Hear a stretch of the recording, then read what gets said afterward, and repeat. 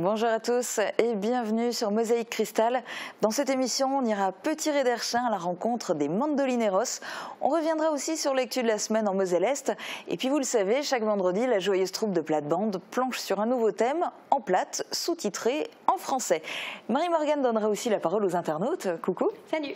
Et on commence cette émission avec un tour d'horizon de l'actu du jour en 60 secondes.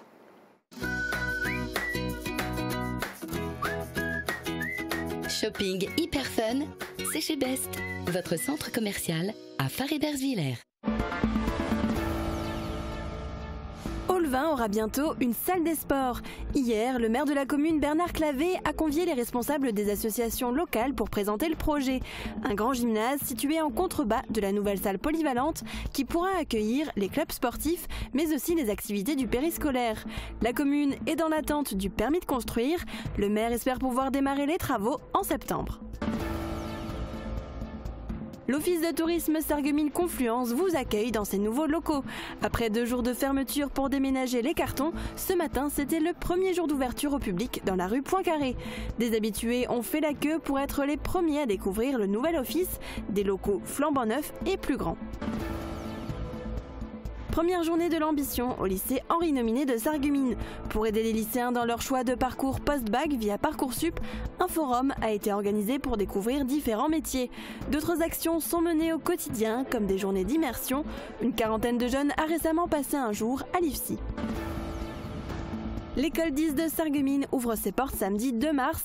Les parents pourront se rendre au 11 rue des Rossignols pour découvrir la salle de classe et le matériel pédagogique pour les enfants souffrant de troubles 10. L'équipe pédagogique et les membres de l'association Ecréa10 vous accueilleront dans l'établissement pour répondre à toutes les questions. L'institution Sainte-Chrétienne de Sarreguemines change de nom, ou plutôt le rallonge. L'établissement scolaire n'est plus sous la tutelle de sœurs, mais de frères depuis fin 2017. Il s'appelle désormais l'institution Sainte-Chrétienne La Salle, du nom de Jean-Baptiste La Salle, fondateur des Frères des écoles chrétiennes.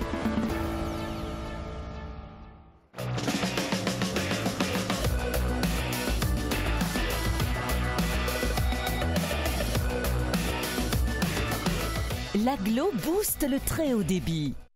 Le week-end ne s'annonce pas folichon, du moins côté météo. Voici les prévisions de Météo France.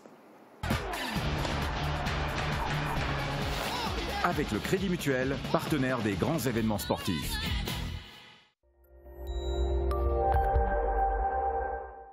Demain matin, les nuages seront bien présents, mais quelques éclaircies seront encore possibles. Le ciel va ensuite se recouvrir complètement jusqu'à la fin de la journée. Les températures seront comprises entre 4 et 14 degrés.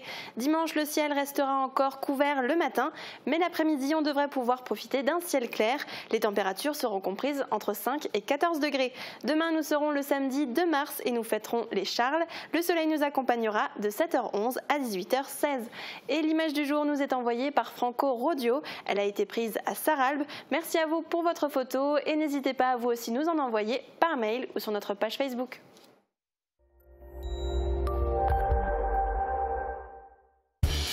Pour vous, je suis prête à tout endurer, mais jamais je ne sors de mes gonds. Fermat, des portes made in France inspirées par vous. L'arrondissement de Sarreguemines se caractérise par une baisse continue des effectifs scolaires. La dernière réunion du Conseil départemental de l'éducation nationale a eu lieu hier. On vous l'annonçait déjà le mois dernier, les fermetures de classes se concrétisent. Ambach va perdre une classe de maternelle.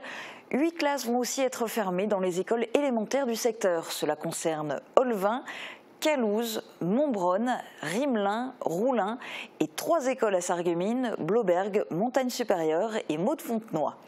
En revanche, à Ormersviller, il ne s'agit pas d'une fermeture, mais d'un transfert vers Épin, car un regroupement pédagogique intercommunal concentré va être créé. Pas d'ouverture de classe en maternelle pour l'arrondissement de Sarreguemines, mais une classe élémentaire va être ouverte à Sarralbe. Et puisqu'on parle d'ouverture, aujourd'hui c'est le jour J pour le nouvel office de tourisme Sarreguemines Confluence. Il a ouvert ses portes ce matin rue Poincaré à Sarreguemines. Quelques habitués étaient présents pour découvrir les nouveaux locaux. Ce nouvel office propose beaucoup de nouveautés. On vous les fait découvrir dans ce reportage qui a été réalisé ce matin par Laurie Couteau. Ils sont venus nombreux ce matin pour découvrir les nouveaux locaux de l'Office du tourisme Sarreguemines Confluence et leur avis est unanime. Je le trouve très réussi, il est très spacieux, très lumineux. Quand on a connu l'ancien, c'est vraiment superbe comme réalisation. Oui, je trouve que ces locaux sont vraiment sympas, ils sont vraiment épurés, c'est un nouveau style qui est novateur et c'est en même temps très très moderne. Et ce côté bois, je ramène un peu de chaleur justement à ce qu'une office du tourisme devrait être partout en France, quoi. Les locaux ont en effet été agrandis et modernisés. L'office de tourisme Sarreguemines Confluence a déménagé rue Poincaré entre la Brasserie des Arts et la Banque de France. Les horaires restent les mêmes, mais on observe plusieurs nouveautés. Tout d'abord, à l'entrée, un espace d'accueil avec plein de documents et informations sur Sarreguemines et ses alentours que les clients peuvent feuilleter tranquillement. Cet espace permet un échange entre le personnel de l'office et la clientèle. Alors, ce qui va changer, je crois que vous avez déjà un petit peu fait le tour, un espace accueil beaucoup plus spacieux déjà pour nos clients. Une deuxième zone qui sera donc une zone administrative qui va être séparée, donc qui permettra aussi de travailler dans de meilleures conditions. Et ce qui va aussi changer, c'est que dans les anciens locaux, nous n'avions pas de possibilité de nous retourner, je dirais, vers le numérique. Plusieurs bornes tactiles sont installées pour informer les clients. Un vidéoprojecteur permet de découvrir les vidéos qui font la promotion du territoire. Une grande boutique permet également de valoriser les produits des producteurs locaux.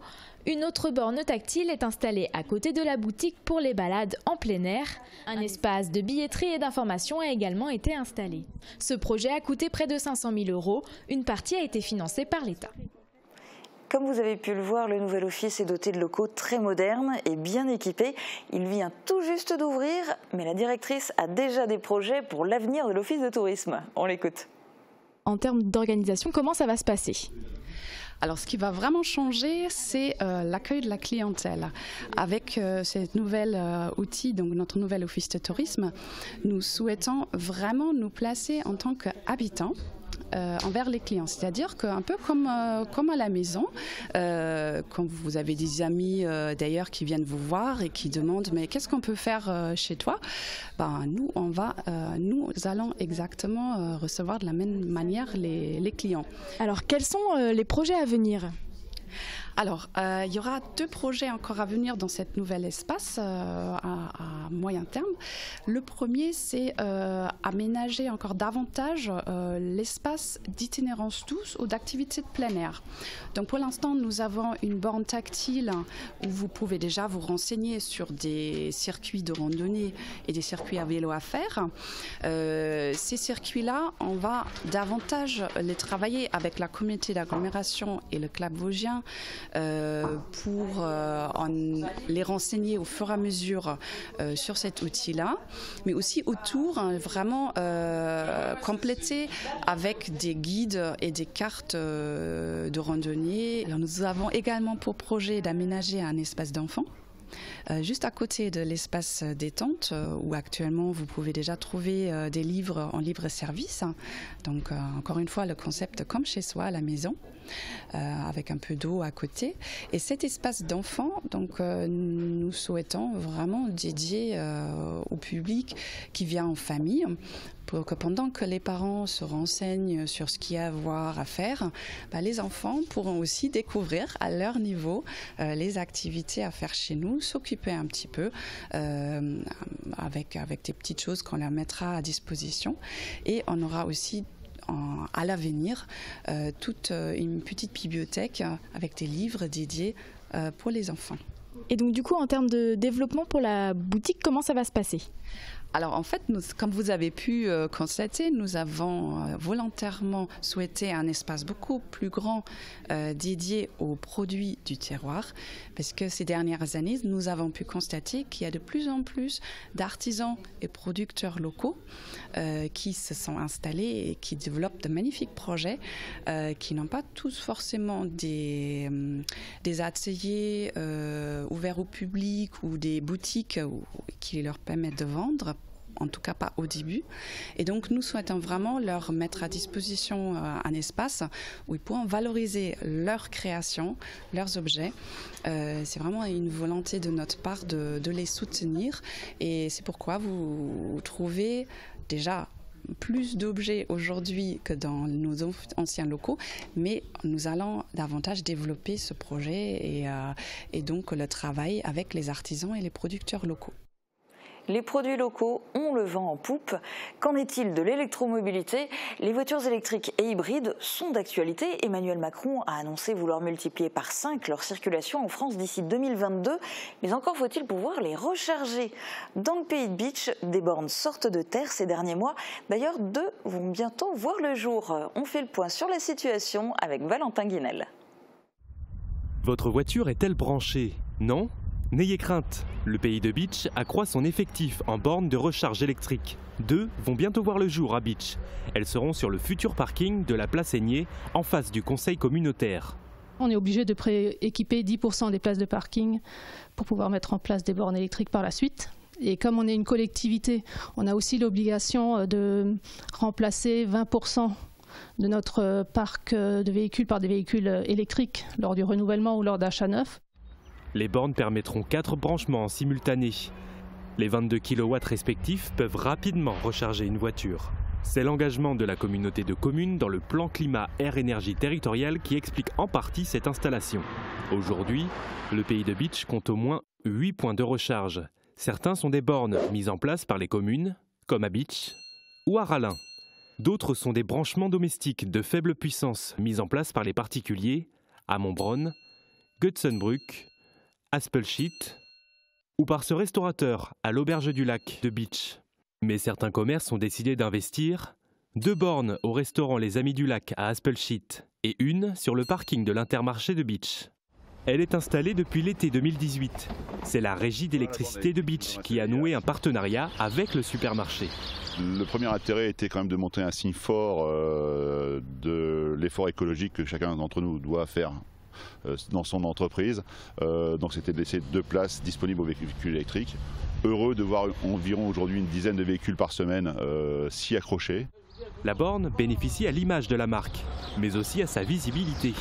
Le supermarché est désormais référencé sur la carte des bornes de recharge électrique. Première journée de l'ambition au lycée Henri Nominé à Sarreguemines, organisée par la direction. Elle doit permettre aux lycéens de découvrir des métiers et des cursus dont ils n'auraient pas encore connaissance. Hier, 170 élèves étaient concernés. Reportage de Marie Luff. Romane est élève en ST2S. Elle aimerait devenir une professionnelle de la santé. Aujourd'hui, elle découvre le métier de préparateur en pharmacie. Loane est en alternance dans une pharmacie. Elle détaille son quotidien. Cette formation n'est pas forcément proposée aux élèves du lycée. Elle-même l'a découverte par hasard. Moi je pense que c'est vraiment très encourageant pour les étudiants parce qu'ils sont un peu perdus. Si j'ai bien compris aujourd'hui, ils sont complètement perdus au niveau de Parcoursup. Ils ont vraiment du mal à se décider et je pense que d'avoir fait ce forum, ça va vraiment les aider à se diriger vers un métier ou même un second choix. Loane est une ancienne élève du lycée Henri Nominé, comme la plupart des intervenants. C'est sûr que c'est mieux de parler à quelqu'un qui a quasiment le même âge que nous que de parler à quelqu'un qui est déjà plus vieux parce qu'on ne parle pas plus facilement à quelqu'un qui est plus âgé quoi. L'établissement organise cette journée de l'ambition pour la première fois. Vu la réforme du lycée, elle s'est imposée à l'équipe pédagogique. Puisque nous sommes à quelques minutes, j'allais dire, de la fermeture de Parcoursup en termes de saisie des vœux. Donc on souhaite leur faire comprendre qu'ils peuvent étendre ces vœux-là. D'ailleurs, 2 autres ateliers sont proposés aux élèves.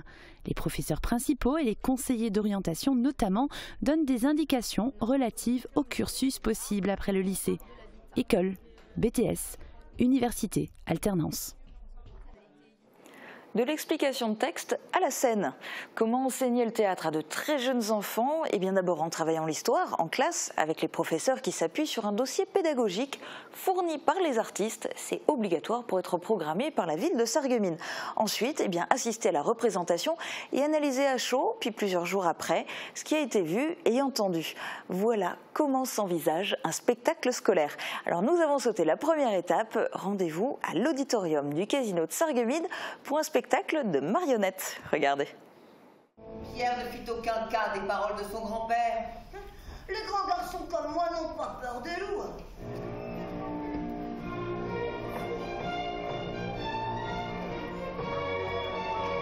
Pierre et le loup au casino des faïenceries à Sarreguemines.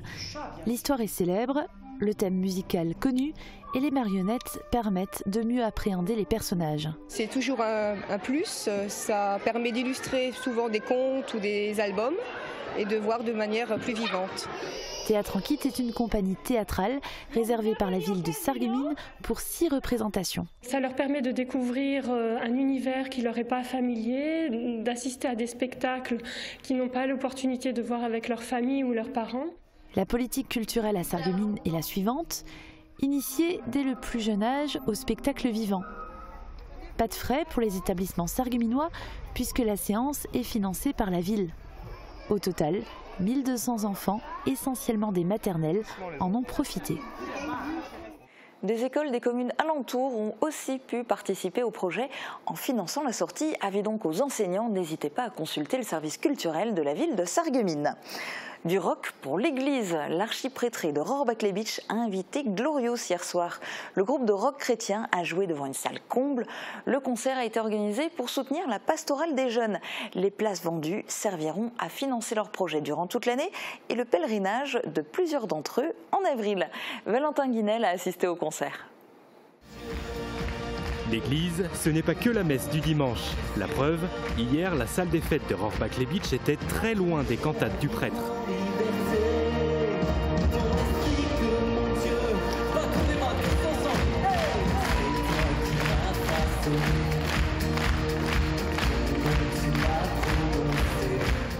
La soirée n'en était pas moins chrétienne. Sur la scène, Glorious fait sonner ses louanges en musique. La venue du groupe lyonnais était espérée depuis longtemps par l'archiprêtré de Rohrbach-les-Bitches.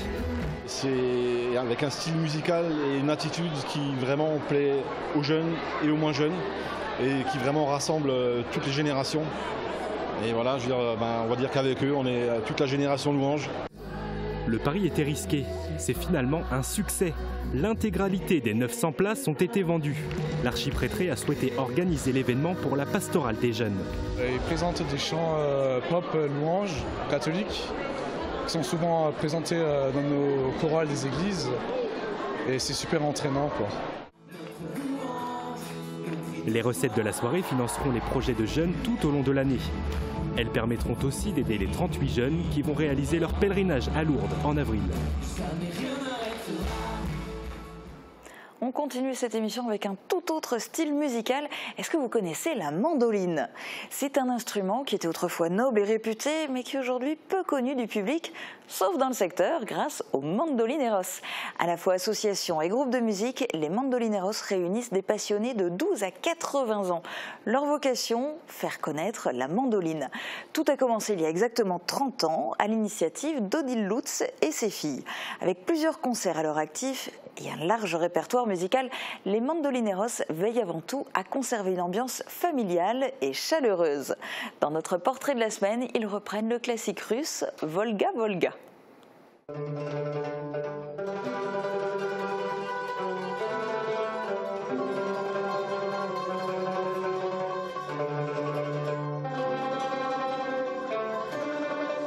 Les mandolineros ont été créés en 1989. On voulait à tout prix jouer de la mandoline, puisque moi j'en jouais depuis l'âge de 12 ans. J'ai créé ce groupe, je l'ai mis dans le journal, et il y en a qui se sont inscrits pour apprendre. Et depuis, j'ai formé beaucoup d'enfants à la mandoline, et ainsi que tous ceux qui sont ici.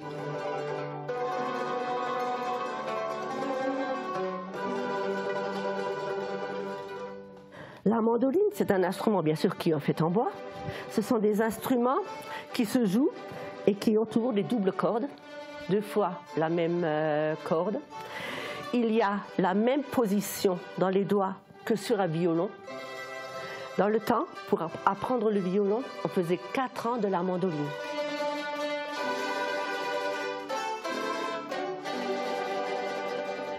La mandoline est un instrument qu'on jouait dans le temps, et qu'on joue encore aujourd'hui.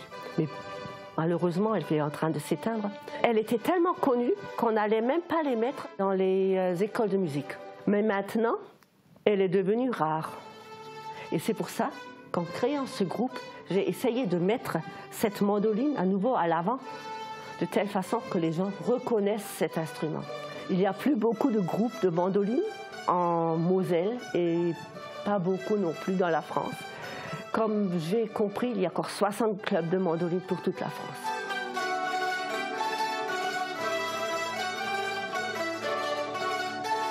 En ce moment, nous avons un répertoire qui est assez variant, puisqu'on joue dans les maisons de retraite et là, il ne faut pas jouer la même chose qu'on joue dans un concert. Alors, dans les maisons de retraite, on joue les chansons où les gens peuvent chanter avec nous. Ça veut dire la chanson populaire française ou allemande, puisque chez nous, il y a les deux langues, mais qui est en ce moment plus beaucoup connue. Mais il y a aussi les musiques de films qu'on aime faire, comme les Pirates des Caraïbes, il y a Harry Potter et il y a Mary Poppins qu'on fait. Il faut dire que le groupe compte des personnes âgées, mais on a quand même là, on a de 12 ans à 80 ans. Automatiquement, on joue un peu pour tout le monde. Notre groupe, il a un saint patron, c'est Saint Joseph. Et c'est toujours pour la Saint Joseph que nous vont quelque part dans l'église où nous animons une messe. Et cette année, la messe sera animée à Rohrbach le 17 mars. Les concerts par après, il y a encore des choses qui sont en préparation, mais dont les dates ne sont encore pas tout à fait sorties, sauf le 21 juin où on joue à Sarreguemines pour la fête de la musique. Nous avons une grande fête et c'est le 13 octobre, notre 30e anniversaire. Ça se passe à Petit Réderchin dans la salle socioculturelle. Voilà 30 ans déjà que nous existons. Et pour cela, nous faisons une après-midi concert avec d'autres clubs de mandolines. J'espère qu'ils viennent. Bon, tout ça c'est encore en cours, hein, parce qu'en octobre, c'est encore long. Mais je vous invite à venir ce jour-là. L'entrée sera gratuite et vous pouvez vous écouter, vous pouvez nous soutenir et être là. Et votre présence nous honorerait puisque plus on a du monde, mieux c'est et plus on a encore envie de continuer et de jouer. Puisque notre passion à nous tous, c'est quand même la mandoline, la mandole et la guitare.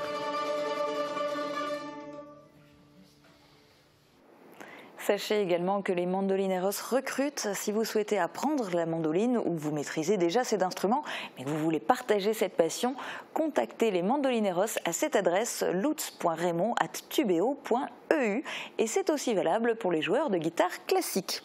Dans un instant, on donne la parole aux internautes puis à la joyeuse troupe de plate-bande. On fera aussi le tour d'une semaine d'actu en Moselle-Est. A tout de suite.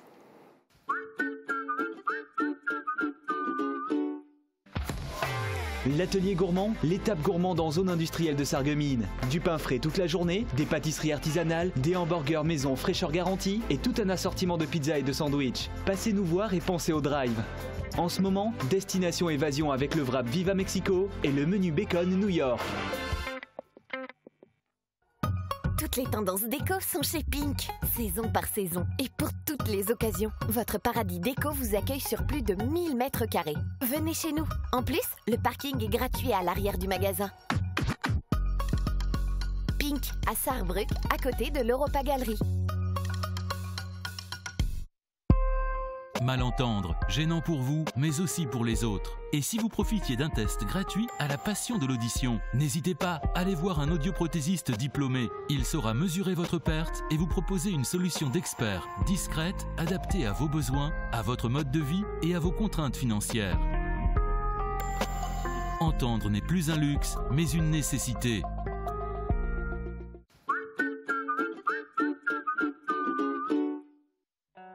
Fort de ses 70 agences et de ses 6000 intérimaires par jour, DLSI soutient le SFC en championnat. DLSI, l'énergie de vos emplois et de vos footballeurs. La seconde partie du championnat de National 3 a bien démarré pour le SFC. La suite, c'est dimanche à 3. Un match à ne pas manquer en direct dès 15h sur Mosaïque Cristal.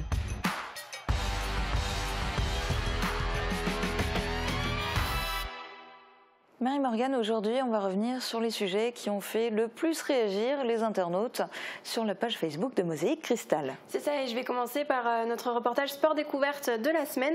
On a présenté le club de country de Petit-Thierry-l'Herchin et ça a donné envie à plusieurs de nos internautes de tester. Sonia a dit qu'elle adorerait y aller. Marie-Madeleine a commenté la country, c'est trop bien. Et on a même reçu un message privé pour nous demander si on connaissait d'autres clubs de country dans le coin de Putelange pour tester aussi. Donc on a peut-être de nombreux adeptes, en tout cas potentiellement parmi nos internautes. Il y a un autre sujet aussi sur lequel tu voulais revenir, c'est une inauguration. Oui, l'inauguration de la résidence de l'AFAEI, l'Entretoit à Sarreguemines. Ils sont nombreux comme Ludovic, Joël et Brigitte à souligner la très belle initiative. Cette résidence a pu voir le jour en partie grâce aux dons récoltés lors de l'opération La Brioche de l'Amitié ou lors du gala de bienfaisance de l'AFAEI. Et le prochain aura d'ailleurs lieu le 9 mars à Visvillers. Et j'en profite pour rappeler qu'on a lancé un jeu concours pour vous faire gagner 5 lots de 2 entrées pour ce grand gala. Donc n'hésitez pas à tenter votre chance. Rendez-vous sur notre page Facebook. Et le message est passé. Merci Marie-Morgane. Avec plaisir. Et toi, qu'est-ce qui t'a le plus marqué comme événement dans le secteur cette semaine? Alors moi je dirais que c'est la pose de la première pierre du nouveau bâtiment de l'hôpital Robert Pax parce que ça va être vraiment un chantier colossal. Donc je dirais que ce sera ça. Pour le service de médecine nucléaire. D'accord. Et ben ça fait justement partie des événements qui sont résumés dans ZEPMI. Regardez.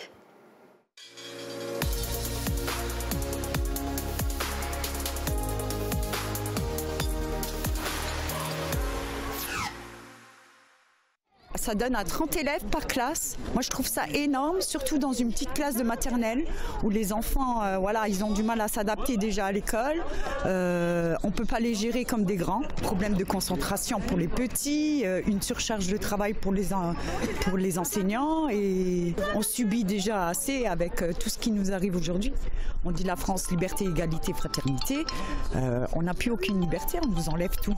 Allez, hop, allez, hop, allez.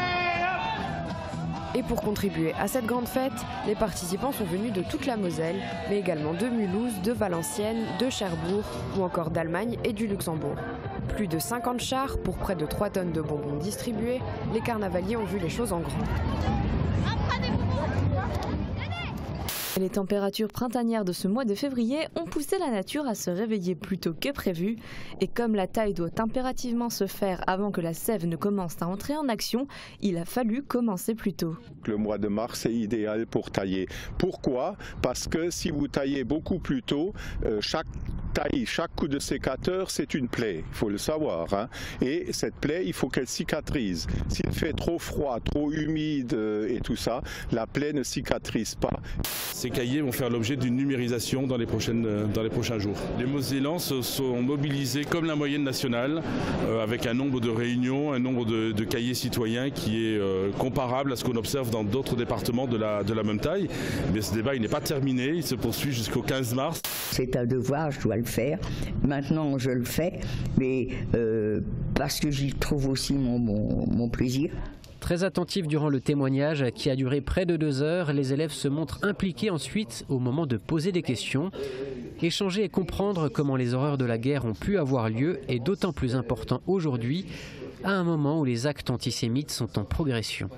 Je travaille, je suis bossée, alors on s'arrange au niveau des horaires, oui. Elle est accessible. Entre le boulot, être maman, allier la vie de famille avec la profession plus le sport, c'est parfois très difficile pour elle. Et donc du coup, c'est vrai que pouvoir mettre un créneau sportif quand elles ont envie et quand elles le peuvent surtout, pour beaucoup, ça les soulage et du coup, elles ont cette passion du sport qui se réveille. L'année dernière, Vanesse a mis sur le marché plus de 200 nouveautés.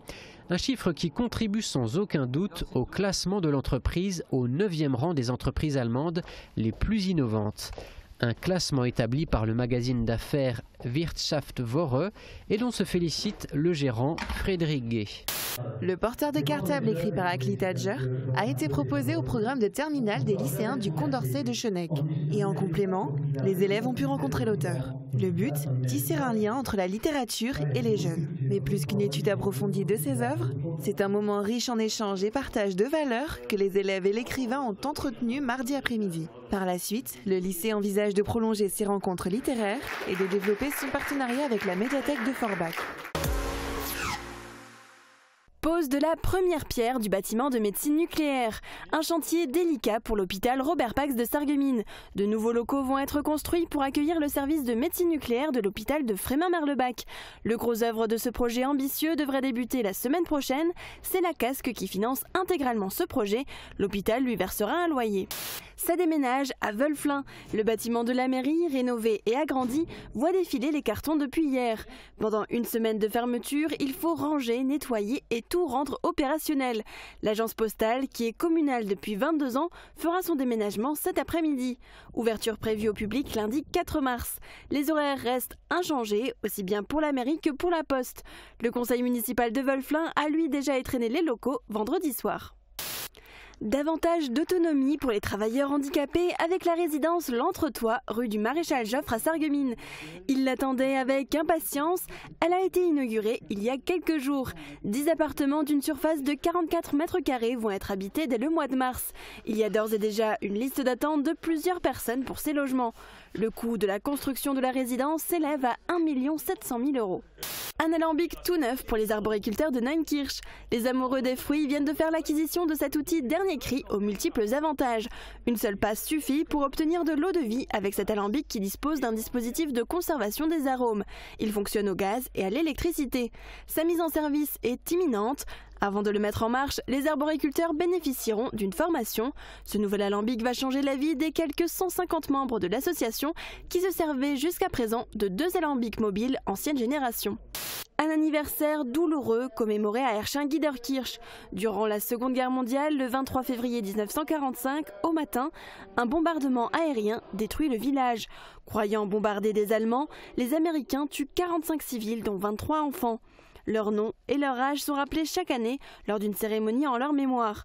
Une messe a été célébrée à l'église Saint-Maurice, suivie d'un dépôt de gerbes à la fosse commune. La tradition ne se perd pas à l'EHPAD Sainte-Marie de Sarreguemines. Hier, les résidents ont fêté eux aussi carnaval en présence du couple princier et mini-couple princier de la société carnavalesque de Sarreguemines. Comme chaque année, l'EHPAD a également élu son propre couple, également ensemble dans la vraie vie. Ce sont Madame et Monsieur Boudinet qui ont été choisis. Chansons, danses et blagues ont ponctué toute l'après-midi. Les Tamouls ont fait étape à Sarreguemines pour leur 17e parcours à vélo. Du 18 février au 4 mars, ils pédalent de Bruxelles à Genève. Leur combat, faire ouvrir une enquête sur les crimes de guerre, les crimes contre l'humanité et sur le génocide commis contre leur peuple par le gouvernement sri-lankais. Une demande qu'ils réitèrent depuis 2009 auprès de l'ONU. Les violences contre cette ethnie sont toujours d'actualité et leur population ne représente plus que 7% contre 37% en 1948.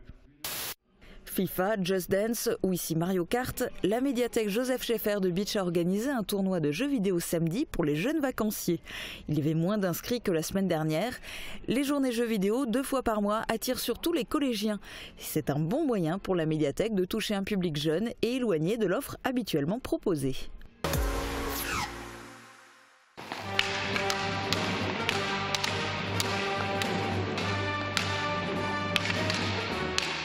Dark Vador et Luke Skywalker n'ont qu'à bien se tenir.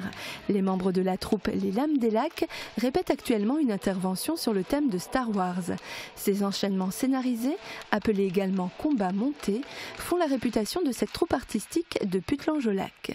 Formés aux armes historiques, fictionnelles et folkloriques, les membres des Lames des Lacs manient également le sabre laser.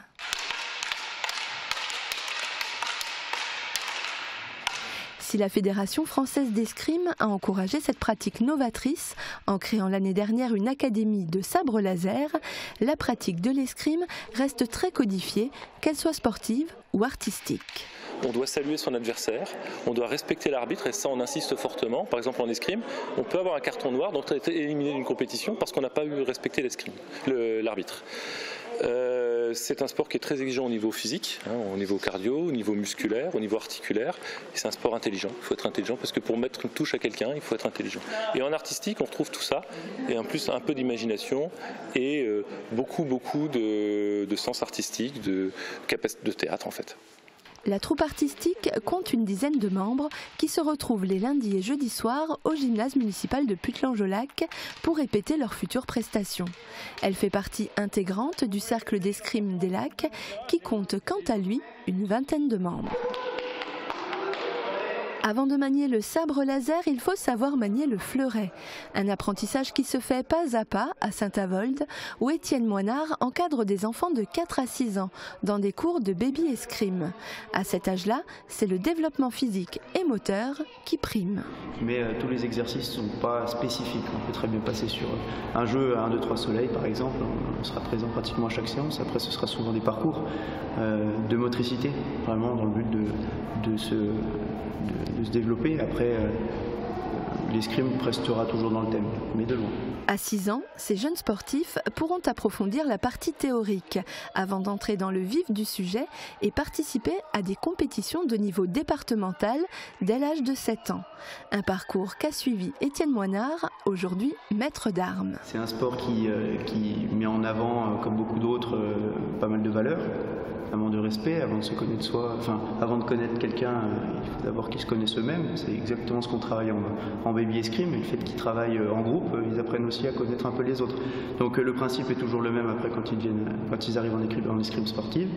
Mais l'intérêt de ce sport, c'est vraiment se découvrir soi, respecter ses limites, s'amuser, et puis après, si on prend goût à la compétition, pourquoi pas s'y mettre. Les séances de baby escrime se déroulent tous les mercredis, hors vacances scolaires, de 15h30 à 16h30 au gymnase La Fontaine à Saint-Avold.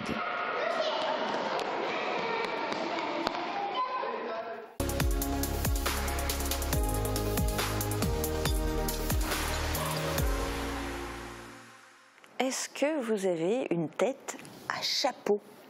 Cette semaine, les chapeaux sont à l'honneur dans Plate-Bande. Nos joyeux lurons en ont de toutes sortes, même l'un des plus anciens fabriqués à Sarreguemines. On vous laisse en compagnie de Martine, Suzanne, Bertrand et Sébastien. Très bon week-end à tous, à bientôt.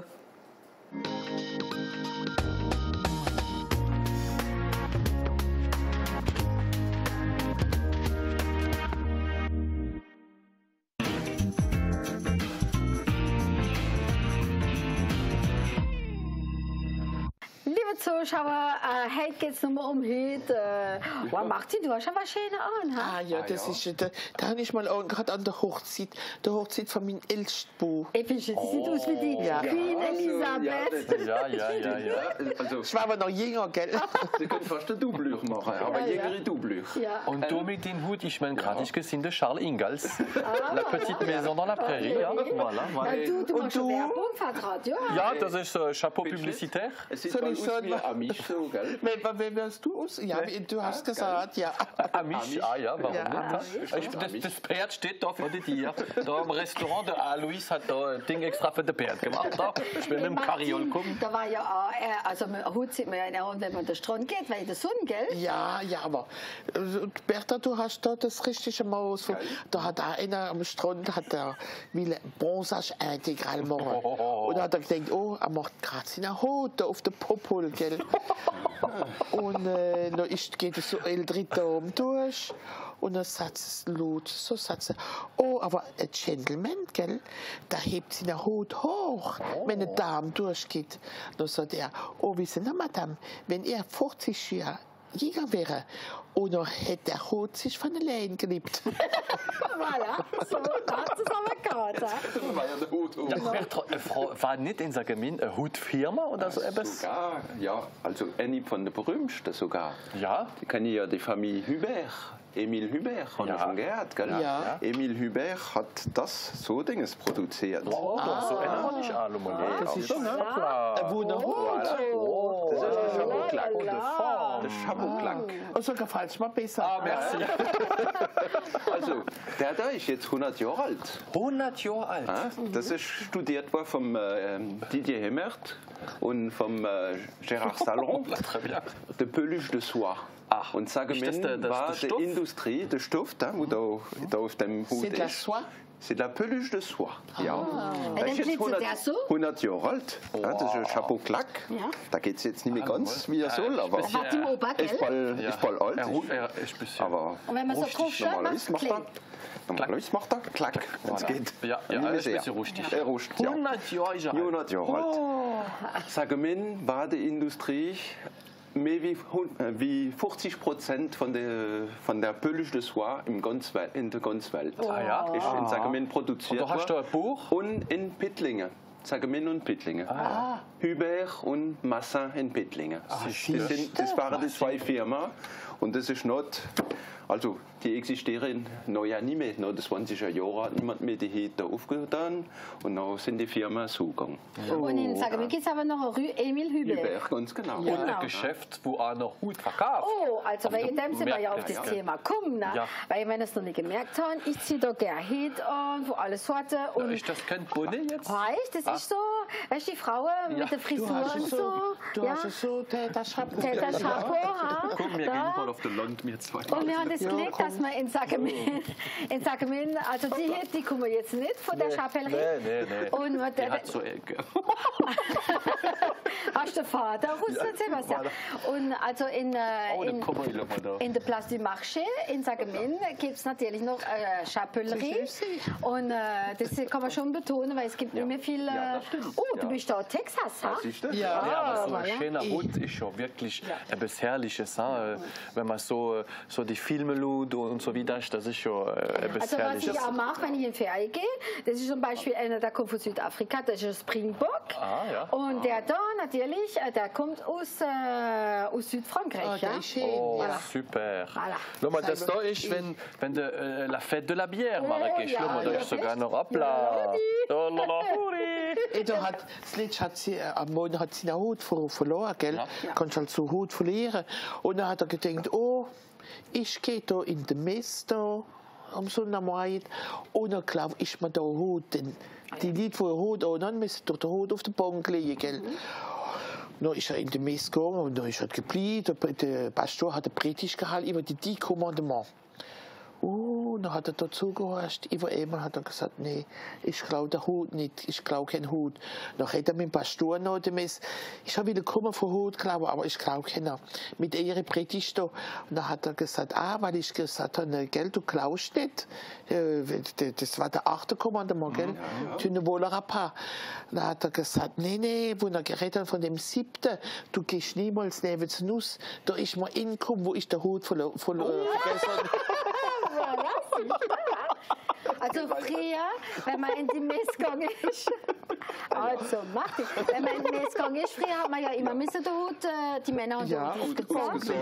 Genau. Und Sebastian, du hast vorher schon gesagt, die Frauen müssen einen Hut anhaben in der Kirche. Also für mich, ich war ja Messdiener Gewinner, da ist immer ja, natürlich. Tja, das war ein Messdiener. Ich habe als kleiner Bub immer gedacht, das ist ein Konkurs de Beauté. Die ganze Frauen sonntags oder bei groß, jeder hat da und eine Frau hat mal so ganz großer Hut gehabt. Jedes Mal, wenn sie sich gedreht hat, hat es da die Frau, der Hut ist weg auf Verbref. Aber es ist ja noch Berion gehabt früher. Der ist ja schön. Viel Beri. Ja, gerade noch eins. In Buckenum war die Firma Langenhagen und da haben sie die Panama produziert. Panama. 19. Jahrhundert, Anfang 20. Jahrhundert. Wir haben ein richtiges Hodenland. So, also liebe Zuschauer, Hut hoch oder nicht? Gell? Also wir sagen jetzt au revoir und bis nächste Mal.